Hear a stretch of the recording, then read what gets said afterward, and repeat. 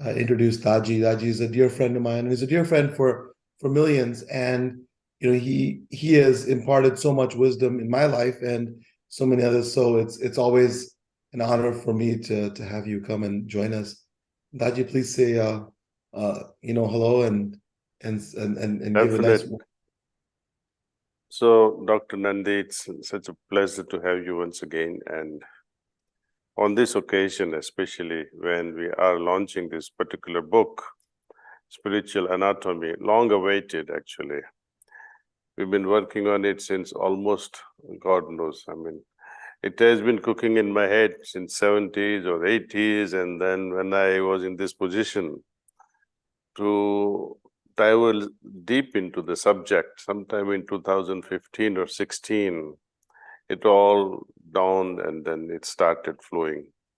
Various topics, and of course, a lot of help was also involved in writing this book. So, because the yogic literature, especially in spirituality, it's so esoteric and so foreign, even to the person who is practicing yoga on a day in and day out. Even the most experts who know about chakras, theoretically, they fall flat when it comes to experiencing. So this is a little effort in that direction, that what really happens at each chakra. People are so fond of awakening various chakras and cleaning them and awakening things like Kundalini without understanding the role of each chakras. So this book is all about do's and don'ts and likes and dislikes and, your insights into chakra system, the energy vortex we all carry. So thank you. Thank you. Well, first I'd like to congratulate you. And I know we were talking before that you recently became a grandfather again. Tell us what that's like. This is your fourth grandchild. Tell us that feeling. I know being a parent, I know what that's like, but being a grandparent, what does that feel like? Well, being parents is punishment for which you get rewarded with grandchildren. And we love those moments with grandchildren. Actually, I don't feel like going out of my house many a times because of, enticing hold of grandchildren on you. They simply say, Dada, and you're melted. So we often have arguments.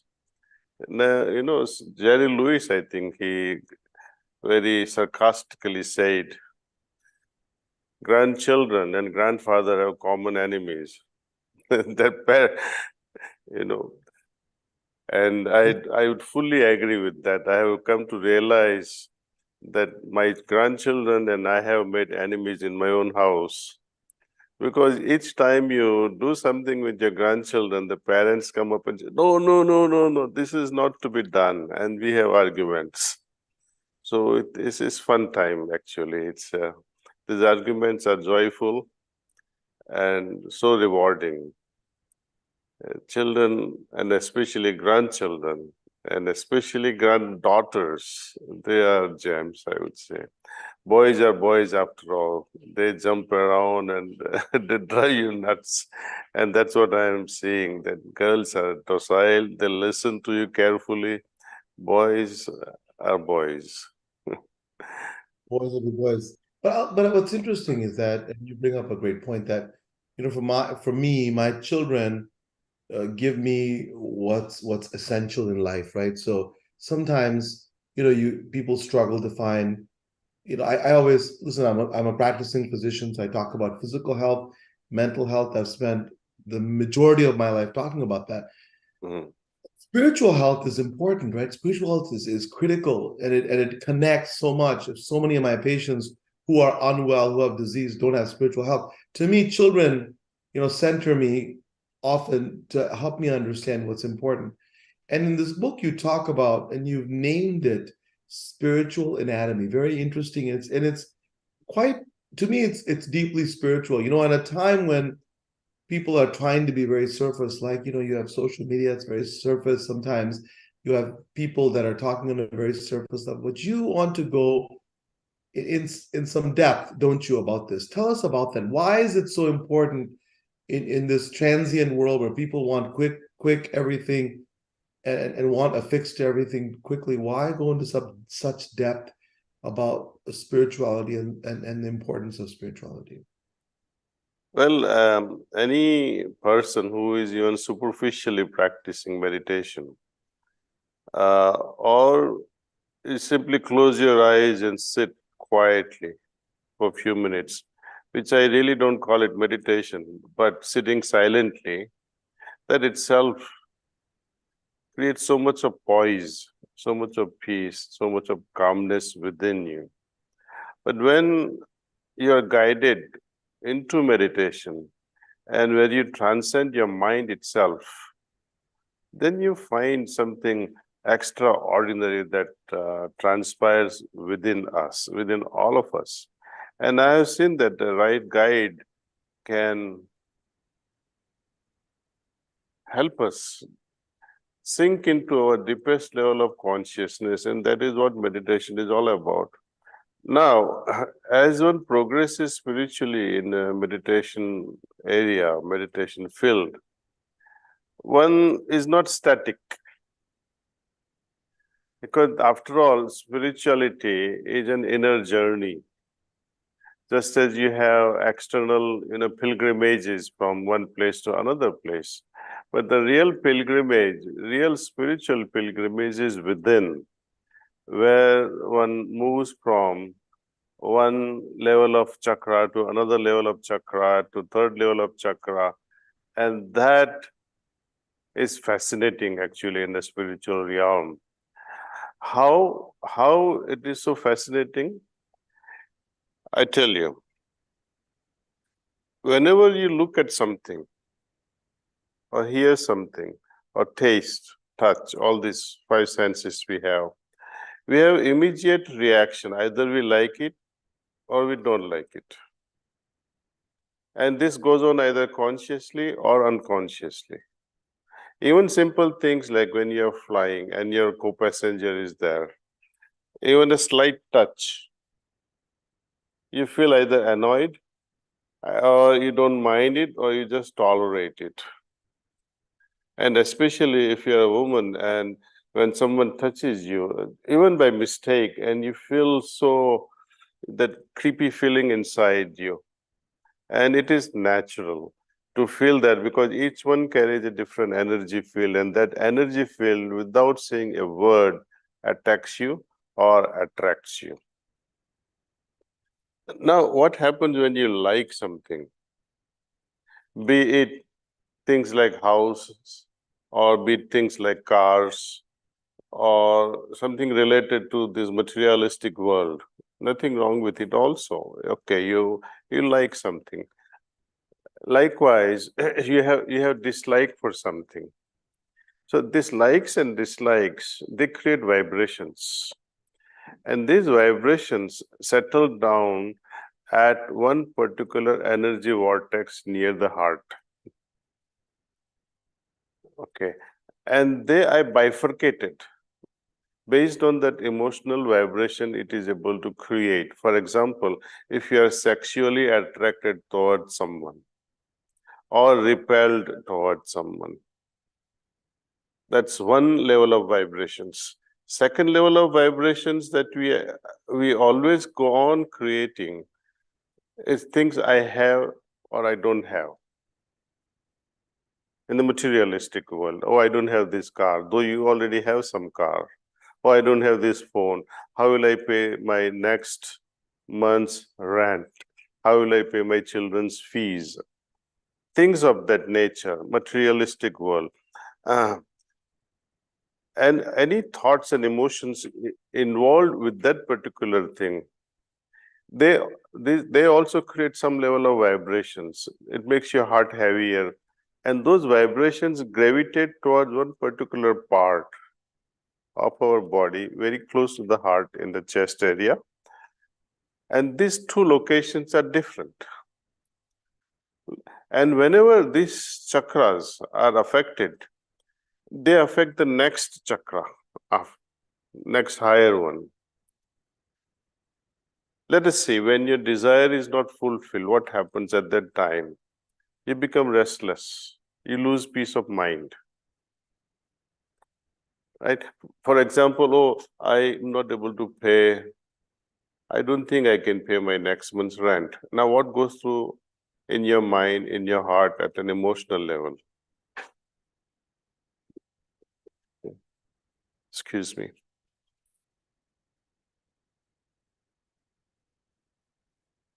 So, those vibrations of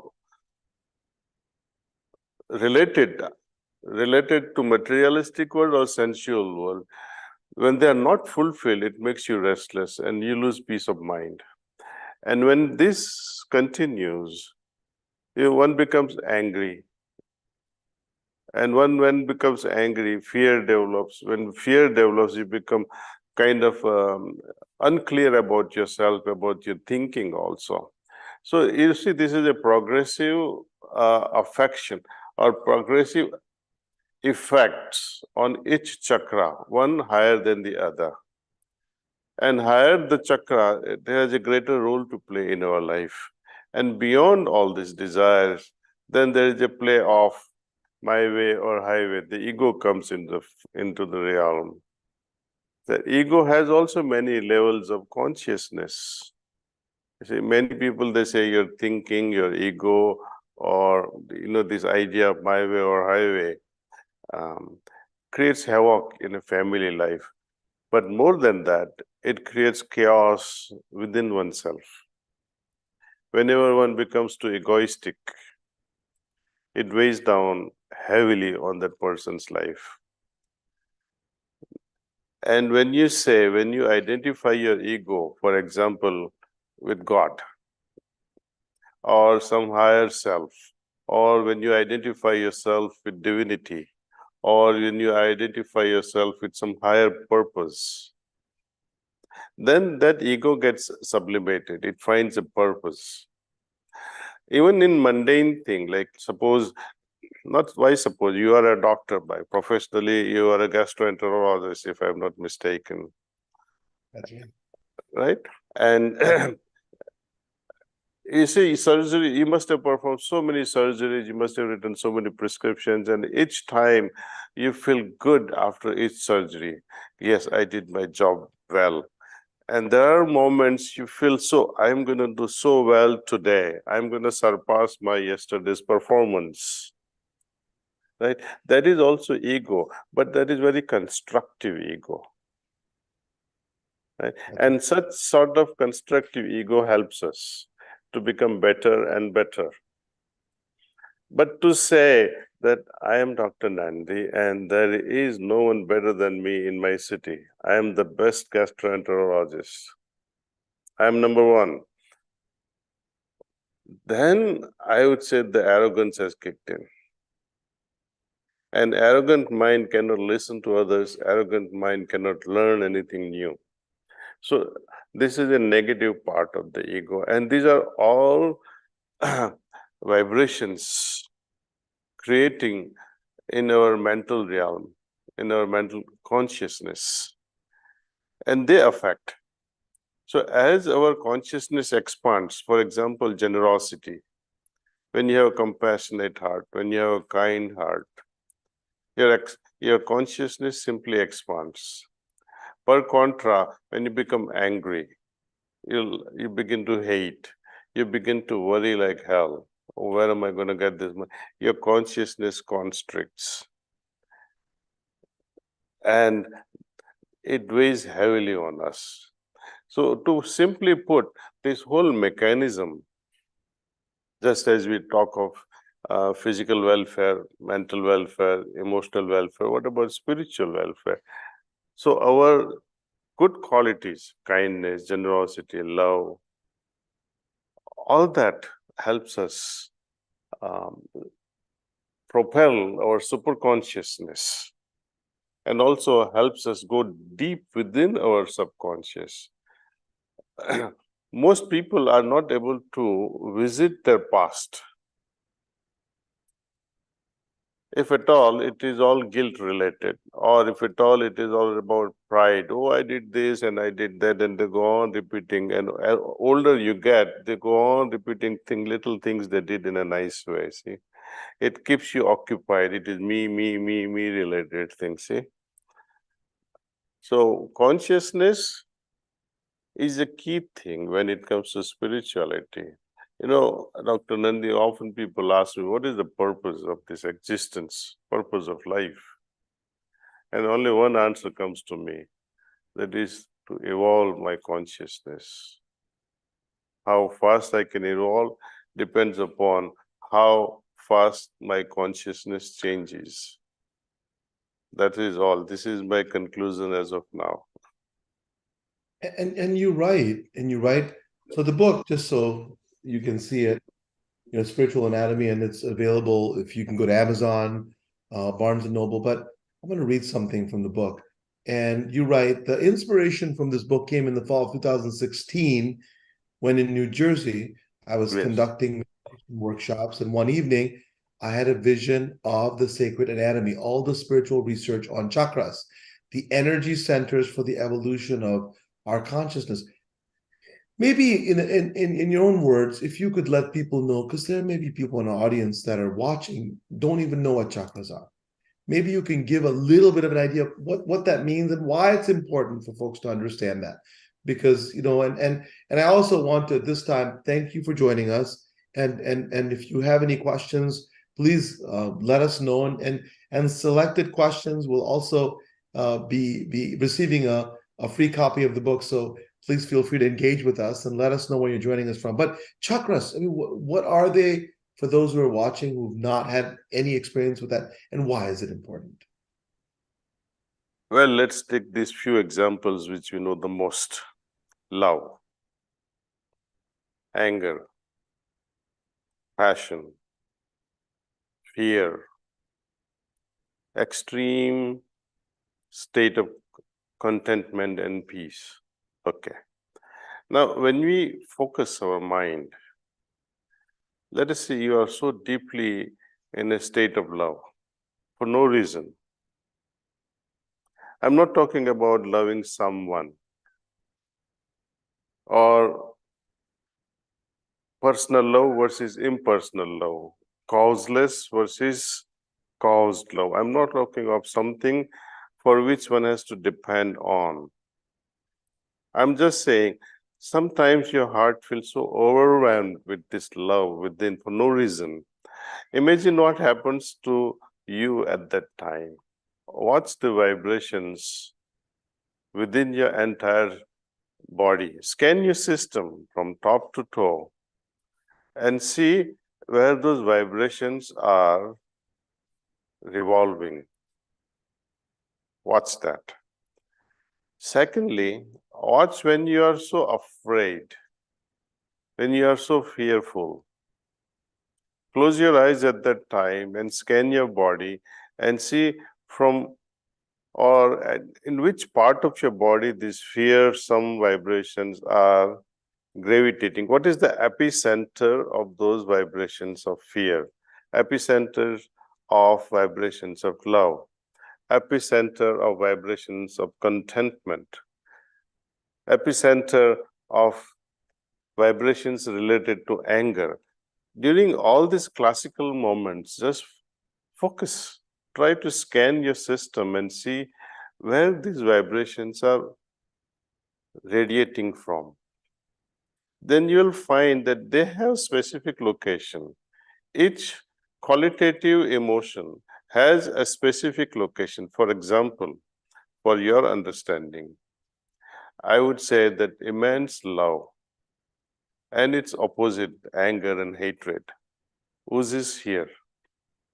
The epicenter is almost 4 fingers, 3 to 4 fingers above the left nipple. And you will always feel that this particular area becomes very heavy when you're angry. Likewise, when you are sexually driven and you are not able to satisfy your sexual appetite, that particular chakra is also in the vicinity of the heart. I have mentioned how to locate each chakra. Likewise, when there is so much of contentment, where you are, some people say you are in the Buddha field, or you have entered into Christ consciousness or Krishna consciousness, or these are the very special moments in each one's life. At that moment, see how you feel within yourself, and you will find that contentment, immense peace that you gather within is on the right, almost 3 fingers below your right nipple. And if you create the mirror image of that, that will be the epicenter of vibrations related to fear. Now, okay, these are all energy vortexes, I call them. Chakras are nothing but energy vortexes, which are like epicenter of each emotions, in short. And And that, they're while we all were talking, experientiable. while we were talking, sorry to interrupt you. While we were talking, Julie Tunstall said, "Can you describe what vibrations are?" I mean, just so, because I think we understand. You and I may understand it, but maybe in the audience, would you describe vibrations? What do they mean? How to feel that, what those vibrations are like. For example, open your palm like this and see if you can take it near your eyebrows, but don't touch it, and see how you feel at that moment. Okay. Now you move your hands also. Don't touch your earlobes, but feel what's going on. You'll feel some heat exchange, and they are also vibrations. Right? Likewise, you will have specific feelings like that at each of this chakra. Either they become so light, it's like somebody is tickling you. Or when it is worse, for example, love versus anger and hatred. The vibrations arising at this particular chakra, which is almost 3 fingers above the left nipple, you feel so much of vacuum there. Though there will be vibrations, but they're so pleasing, very pleasing, as if someone is tickling you. But when you're angry, the same chakra becomes heavier, and you feel like scratching it. And more you scratch it, I think heavier it becomes. But when you become meditative again and try to dissolve these heavy vibrations, then the anger will also dissolve. So this is also a remedy, how to regulate our anger, how to regulate our emotions related to failure in love, how you are ditched, and how can I survive without my lost love. It's difficult, but somehow one can manage to sail through life with such techniques. Yeah, and it looks like it's always been like this, but it's never been more important. Where there's a lot of anger and hatred, it seemed like, in the planet, and the more people can understand these techniques, whether this technique or others, to be able to allay some of their fears, allay some of the anxiety that they have. And you write down, by the way, for those who are just joining us, we're talking about the spiritual anatomy. I have my dear friend Daaji, and he writes in the book, and I'm reading from the book. A spiritual anatomy is a story of an extraordinary adventure. And here's what I love. It says, the main character, your consciousness, undertakes an epic voyage to the shores of ultimate reality and steps beyond. And the central role you play in the story, you may call your inner adventure. So, how does someone, Daaji, want to embark on this, right? So I talk about purposeful living. It's one thing if you already have a purpose and you want to do it, but how does one, living their life in the material world, begin to want to have this adventure? Because it's harder than sitting at home and just watching Netflix, or just passively going through life. What makes someone want to be able to embark on this journey? Well, either you have to be so fed up with life and there is no other way left but to go in, or you are so motivated, inspired from within that let me find something what is beyond all this which we see and feel in the external world. What is it that keeps me going? What is it that keeps everybody going? What is what is it that supports my physical life, my emotional life, my spiritual life? What is the soul about? Is it really there? Is God really a reality? And if that is the reality, how can I tap into that and experience that presence? If you are wondering about that, then only way is to go inward and feel, experience the presence. Dr. Nandi, many people I interact with in my life and I ask them, do you really believe in God? And the most people, they say, yes, don't you think we believe in God? Don't we look like? But then when you ask them, why do you believe in God? They don't have answer. Some people who do answer, they say, oh, my mom taught me that. My community says so. My religion says so. The Holy Scriptures say so. It's always someone. But when we ask, what about you? What is the foundation of your belief other than others? That no one has a real concrete answer. So in spirituality, we move away, though we may start with some belief, even if it is absurd belief that there is God. Even if you believe in God, but without experiencing, it remains an absurd hypothetical belief. And we remain satisfied with hypothetical belief. Spirituality is all about translating this belief through meditative experiences into reality. God exists? Maybe yes, maybe no. But if my search is genuine, if my search is authentic, and I really begin to search in that direction, then a day will come, I'll be able to prove to myself, not to the world, prove it to myself, that yes, I do experience the presence. It's not only within me, but it is everywhere else too. Many scientists are baffled today with this idea of consciousness.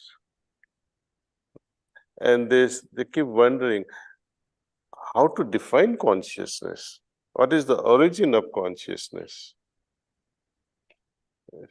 Even in a lot of holy scriptures which were written almost 10,000 years back in India, it deals with consciousness and it deeply talks about various nuances of consciousness. Now, when you talk of the highest level of consciousness, which is experienceable in a superconscious state, in samadhi, how to describe that? One fails to describe. And that is why most people don't have faith in esoteric practices, because such experiences are not communicable through words. Even simple things like you had an ice cream, mango ice cream. How are you going to describe the taste of mango ice cream? It's difficult. Even if you had mango ice cream yourself 2 years back or 2 days back, and I have mango ice cream now, I still cannot, but you will say, oh, you will translate that experience when I say I had mango ice cream based on your experience of 2 days back. But it can be totally, totally different. I may have a kesar ice cream, mango ice cream, and you may have had a mango, which is Alfonso, mango ice cream. So it can be absolutely different. But when you talk of absolute immutable experience of the highest, you often fail to describe, because such experiences happen only when your ego is absent, when you are totally absent that you feel. It is like, Dr. Nandi, one of the greatest saints of India, Saint Kabir, he simply describes, when young people, they ask him, Kabir Sahab, can you describe the ultimate state that you have experienced? He says, no, I can't. Even to say that much is impossible, because he would say that it is like raindrops falling in the ocean. The individual consciousness merging in the infinite consciousness. When that individual drop is lost in the ocean, who is there to describe that now I have become the ocean? So there is a problem in spirituality when it comes to the ultimate state. When you don't exist, then you have the ultimate experience. But then you are not there to describe the whole state. So if someone says, I can describe the ultimate state, no, run away from there. But if someone says, I can help you experience that state, then you must have little faith. Just as you have a faith in a pilot taking you from Washington, D.C. to San Francisco, you surrender and say, okay, this pilot is genuine. He's been taking many flights every day. You don't look for the certificate. When patients comes to you, Dr. Nandi, let me see your certificate. Are you qualified to treat me with my GI problem? Then what would you think of such patients? And so something like that happens in spirituality also. You have to have little faith, just a little bit. Afterward, you can test all that you can. Once you are healed from inside to a certain extent, once you gain some level of peace and calmness in your life through these practices, you can expose a little more, open up your heart a little more, you experience little more. As your heart opens, you invite more and more and more love from the world. And a time comes, your heart has no walls left, Nancy. You're fully open. And that's when the ultimate experience this engulfs you. That's great. And one thing that, if you haven't met Daaji, he's actually a part-time comedian as well. He's a very funny guy. He says he's got a lot of good jokes with a dry sense of humor. So it's always great to talk to you. It's been a little while. I'll say one thing. A lot of folks that are watching. We're on right now on YouTube. We're on a lot of social channels, and there's various levels of people that are interested in spirituality. Here you write, right, that even if you are interested, meaning just want to know, hey, what does it mean to be spiritual? This book is for you. If you want to delve even deeper into that, that sense of spirituality, this book is there for you. And then you talk about something that I liked very much in the book. I think it's called the Spiritual Atlas, the Atlas Questionnaire. Can you talk about, because I like that, because so many of the people that I talk to are beginners. They don't even, they know how to spell spirituality, but that's it. And then that's the end of their understanding of spirituality. But this questionnaire is pretty useful. Can you talk about that just a little bit, Daaji? On spiritual atlas. Yes. Okay. The questionnaire, yeah. And I lost you. And I said that the questionnaire, the questions that talk about your understanding of spirituality. okay. Often religion and spirituality are understood as synonymous, but they are not. They are quite different from each other. Though the roots of spirituality are very much in religion, You have to understand one thing fundamentally. You look at the world today, all religious people, so-called, would you call them religious? How many Thousands. wars have been fought over religions? I had to propagate my leaders' words, be it prophet or be it Christ or be it Moses or be it Krishna. Everyone either propagate these words either through aggression or through subtle means. But however subtle, aggression is always there, direct or indirect. Religions are all about dogmas and belief systems. But all the pioneers of every religion, they were not what they have become today. Let me explain to you this. Was Jesus Christ a Christian? What became after his death is Christianity, but he himself was not a Christian. Right. What was about Prophet? Was he a Muslim? What became after him is Islam. Was Buddha a Buddhist? He was not. He was Hindu.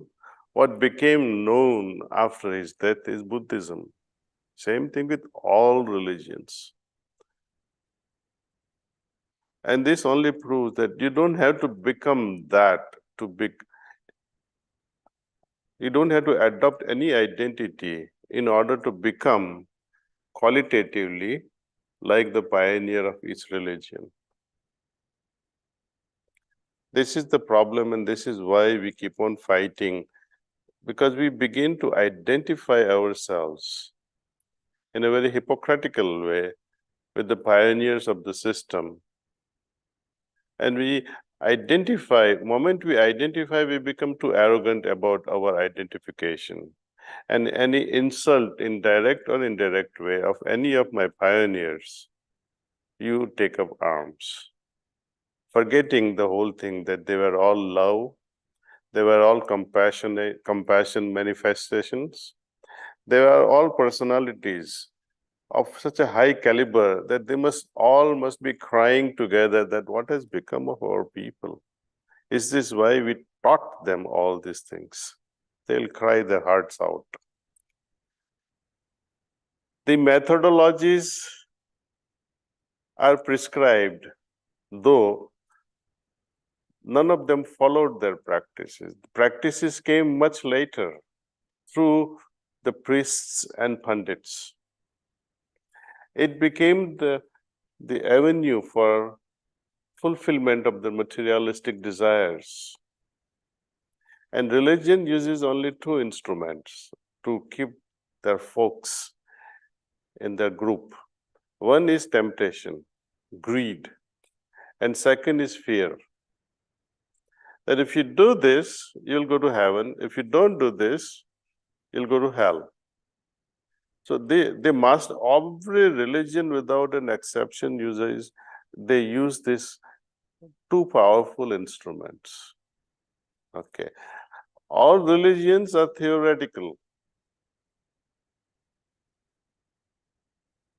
There will be slokas, there will be so much of verses in the books which you have to study. That is religious aspect. Spirituality, though you may believe in something, you cannot be happy with just a belief or dogma. You have to experience your belief. Now, is spirituality everything? Is it summum bonum? Is it everything greater and beyond religion? I would say no. Just as religion is the kindergarten that gives birth or graduates you into a school of spirituality. Now, if you remain in the school for long, you would wish that you graduate into a college, into university. Now, what is the university that comes after spirituality? Since we say religion is all about beliefs and dogmas, spirituality is all about experience. What is beyond experience? That question always used to baffle me, but I have a good answer now. That I give you a small example so that you can understand, Dr. Nandi, that suppose you go to a very wealthy, 100 times wealthier person than yourself in some private island and yacht and everything, and you stay for 3 months in that island with your friends, and you have such a good time.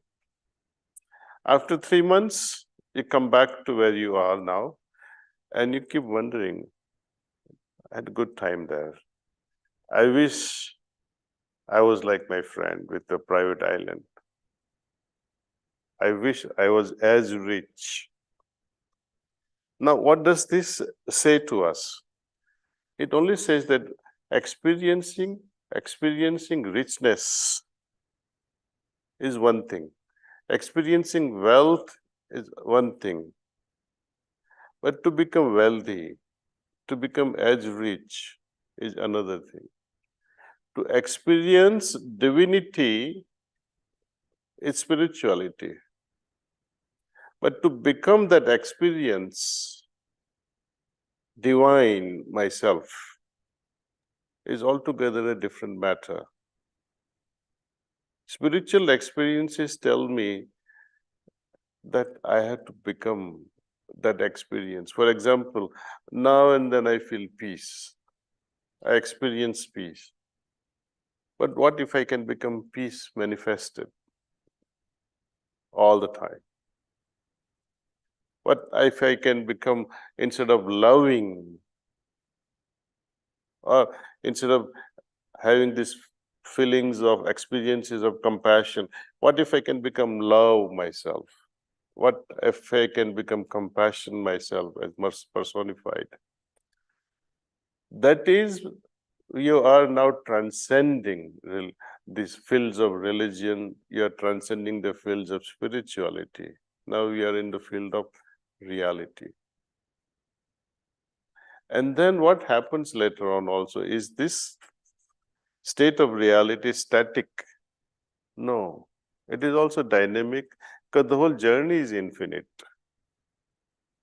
In that scenario, when you have become, for example, in the ancient traditions in yoga, they say the ultimate state, it's Sat Chit Anand.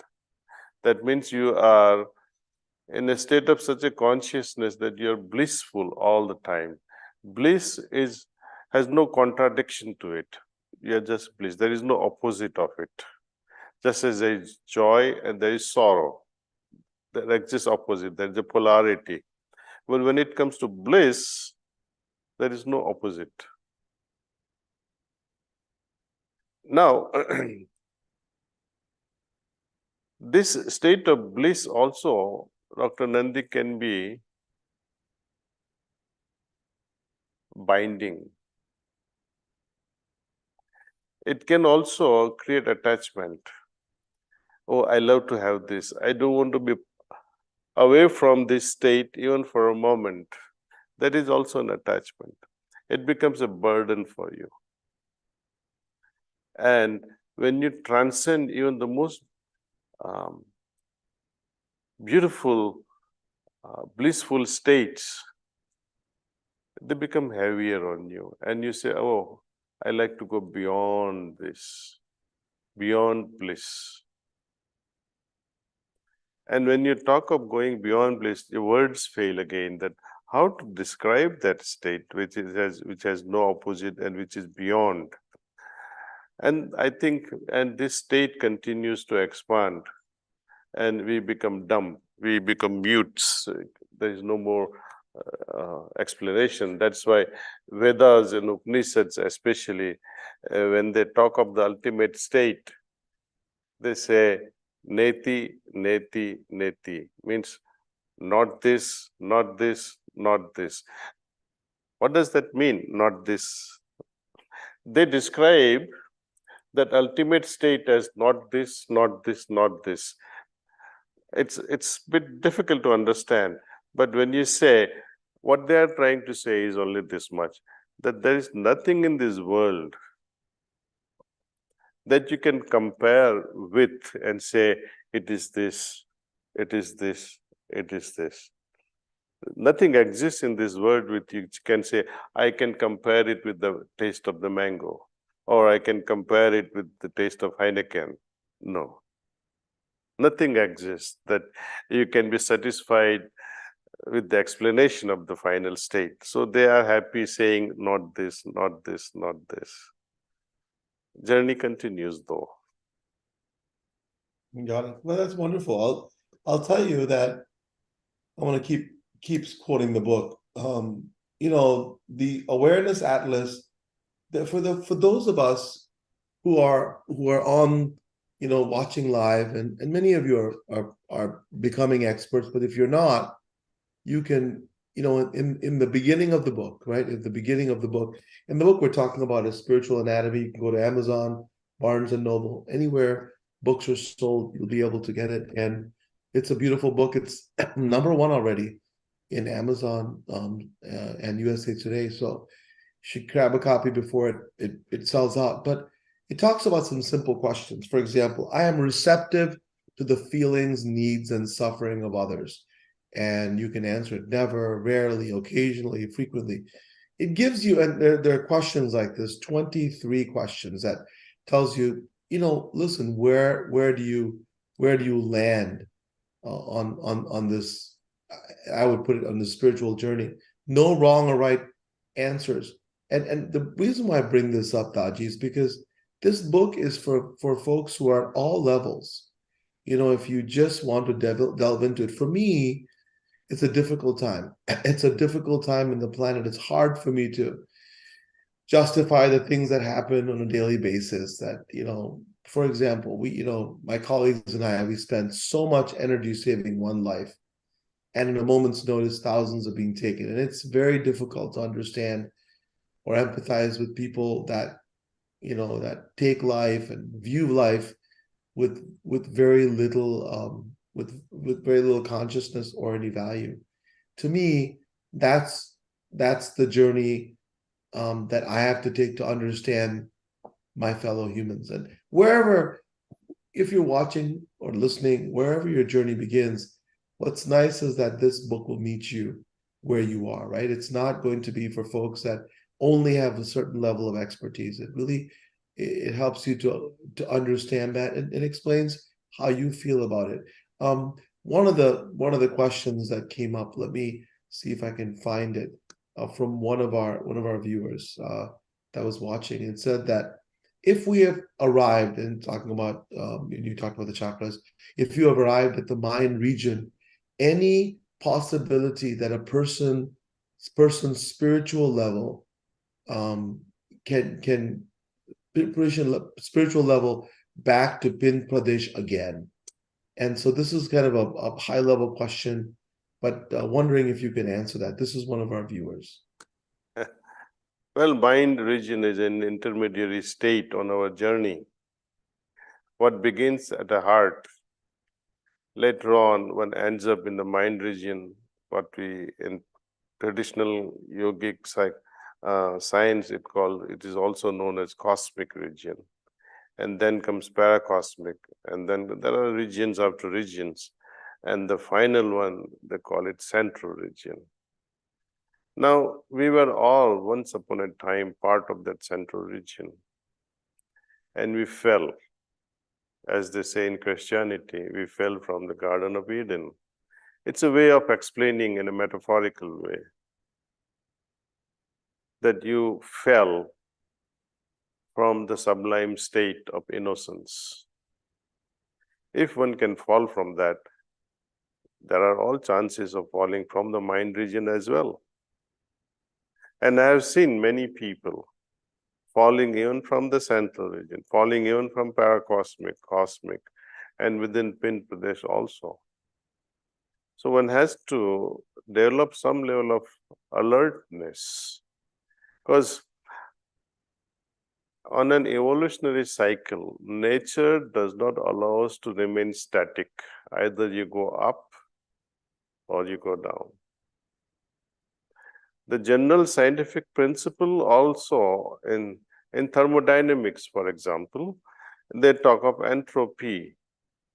How entropy, the degradation or disintegration or discord, it will continue unless and until we apply external force, or to say in a personal life, some efforts are required to keep my mind, to keep my physical, mental health in order. If I want to maintain my physical health, I have to make efforts. Take good food, balanced diet, exercise, in order to maintain some level of richness at a mental level. I have to make efforts in learning new things.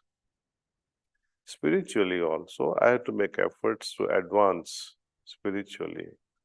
I cannot expect to advance unless and until I make efforts. Sometimes we make efforts, but in a wrong direction. Then too, one will begin to fall.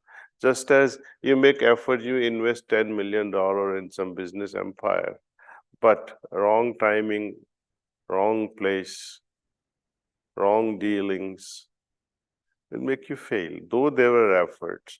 So one has to have correct efforts. And what is behind the correct efforts? Correct thinking. And what is it that is matching with the correct thinking? That is your right understanding. You can have correct thinking and right understanding also, but without honest approach to your life, and especially in spirituality, no one can succeed. Honest approach means I cannot fool God and say, I will do this, please give me something. Especially in India, they break coconuts. You must have seen Dr. Nandi. Or they light up the incense sticks and they donate something to some poor families. And you expect millions from God. You donate $100 and you say, God will give me 1 million. How? That is dishonesty. You're trying to bribe even gods. So how can you progress spiritually? These are efforts, no doubt. But such individuals, though externally religious, externally spiritual, they will fall. So to fall from mind region is very easy. Little bit of dishonesty, little bit of wrong thinking, gayala, as they say in India, you're finished.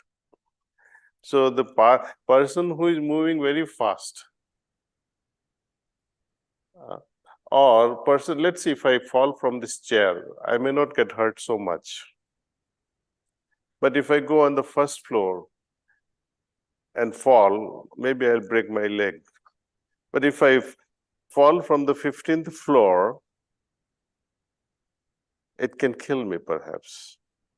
So if you see this ladder of Pind Pradesh, or then you go into mind region, cosmic region, those are heights of extraordinary evolution. And if you happen to fall from there, God help.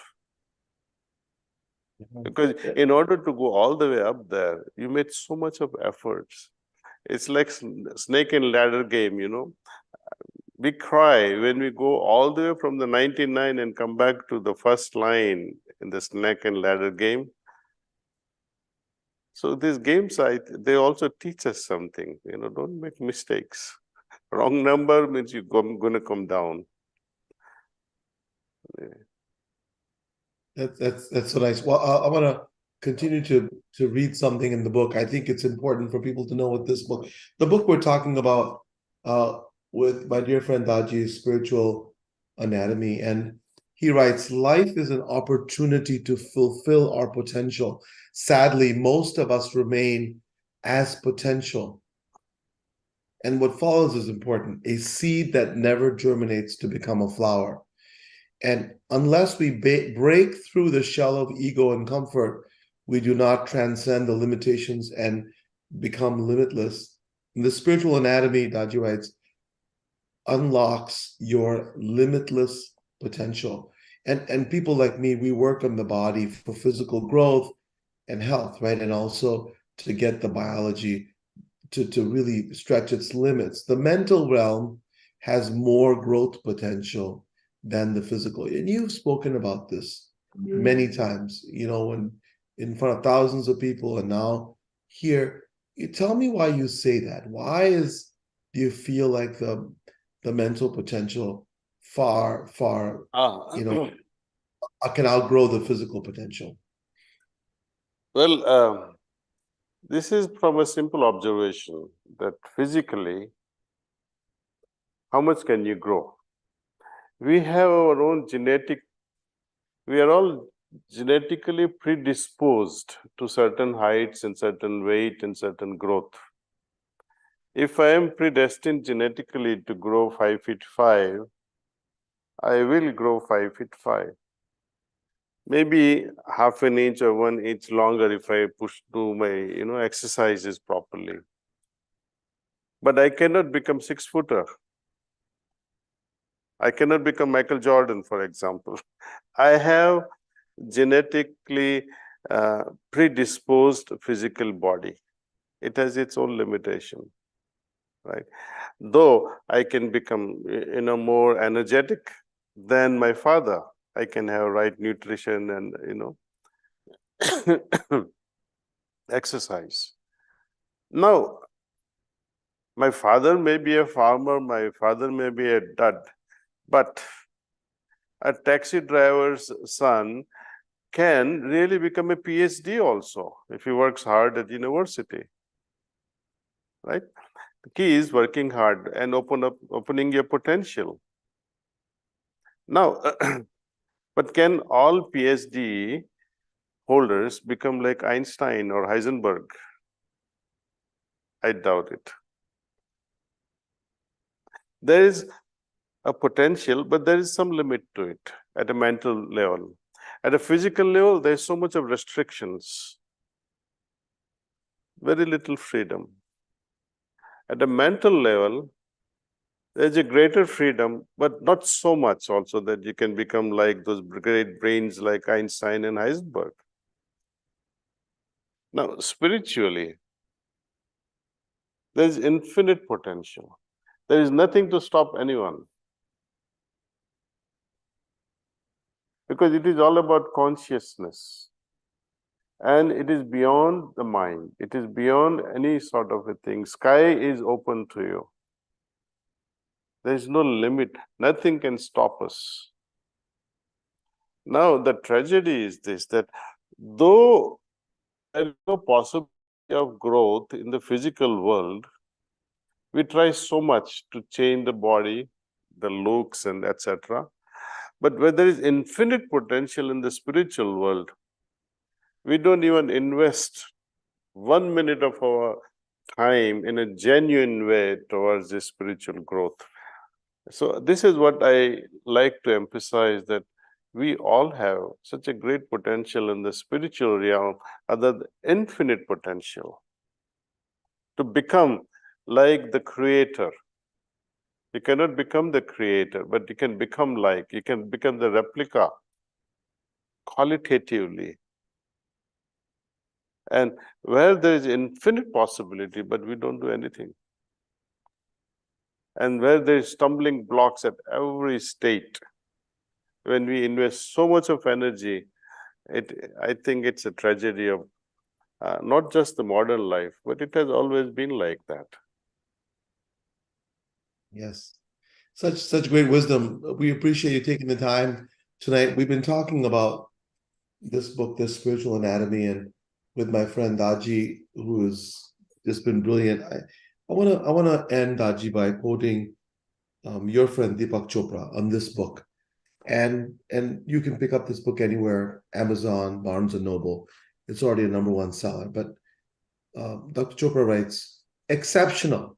Spiritual anatomy blends the wisdom of yogic philosophy with practical techniques to unlock your infinite potential. So I encourage all of you, if you haven't already done so during this live cast or afterwards, if you're watching it not live, go out and get it. And the reason for me is this, because in such times of unrest, when you have some basic questions, a book like this can really go and give you some tools to be able to unleash your potential, to really be able to delve into your spirituality. And I think if you can allow your body and mind to do this, I think it could really be a great service. Daaji, as always, thank you so much. I appreciate your time, and everybody who's watching and listening now and who's going to watch later, appreciate your time. Namaste. Thank you. Thank you. Thank you, Dr. Nandi. And thanks everyone for joining us today. Thank you.